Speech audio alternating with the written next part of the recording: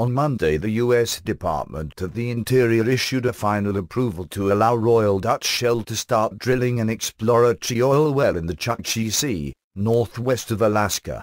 Though the Department of the Interior is headed up by Sally Jewell, who was handpicked by the Obama administration for her background not only as the former CEO of SAA, a Seattle-based outdoor equipment retailer, but as a die-hard Democrat contributor, the announcement nevertheless enraged environmentalists who remember both the Valdez oil spill and the 2010 Deepwater Horizon blowout. The last time Shell drilled in the Arctic Ocean was 1991, and environmentalists have been keeping the pressure on succeeding administrations to make it the only time. In 2008, however, Shell successfully invested $2.10 billion in a lease to drill, and since then has invested more than $7 billion in an attempt to tap into what some estimate to be the largest cache of oil and natural gas on the planet. That's $10 billion without a single drop of oil or 1 cubic foot of natural gas to show for it. The obstacles facing Shell would have neutered a smaller company. The fourth largest energy company in the world, with a balance sheet approaching $1/3 of $1 trillion, it is willing to take a risk that its competitors have shied away from.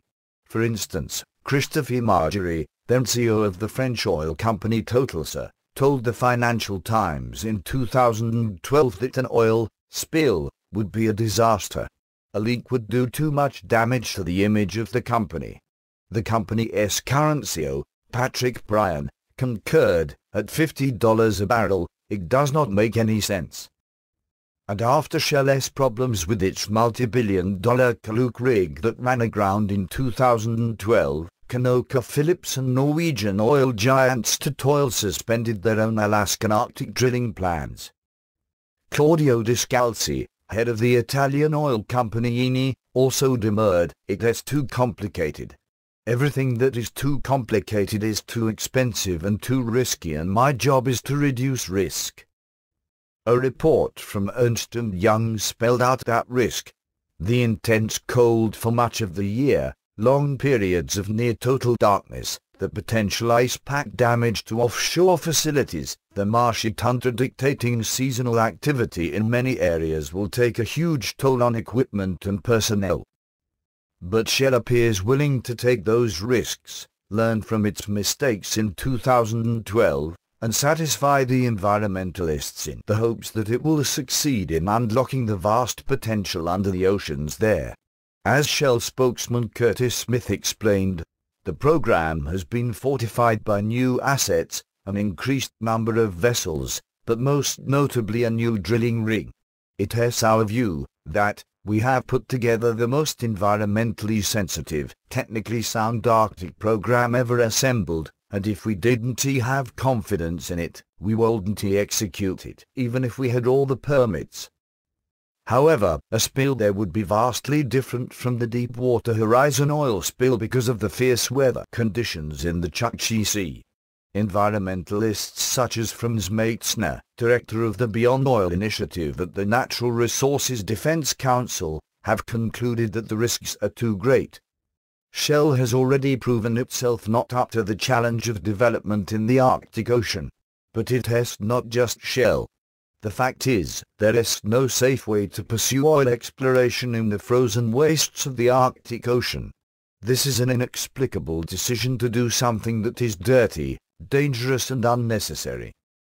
To emphasize the point, kayak activists tried to block Shell's drilling rig, called the Polar Pioneer, shown, from leaving Seattle in June. Early Monday morning, June 15, 16 kayakers surrounded the 400-foot-long, 300-foot-tall colossus in their protest. The U.S. Coast Guard had to remove them before the rig could be towed out to sea. A reasonable question to ask would be this: why bother? With all the opposition, all the hassle, all the expense, and the risk of damage to the company's reputation in the event of a spill, why throw good money after bad? Because that is what capitalists do. They perceive a need, a demand, an opportunity, they assess the risks, and, when all is said and done, take the plunge, pun intended. What is the potential reward? In the immediate area where Shell is exploring, the Interior Department has estimated that there are 22 billion barrels of recoverable oil, using today's technologies. At $50 a barrel, that's $1.10 trillion. And that doesn't count the 93 trillion cubic feet of natural gas that's also estimated to be there. But according to the U.S. Geological Survey, in its own assessment of a much wider area than where Shell is drilling, there could be 412 billion barrels of oil. At $50 a barrel, that translates into $20.60 trillion. Compared to that, the $10 billion that Shell has already made in its high-stakes gamble could turn out to be just a rounding error.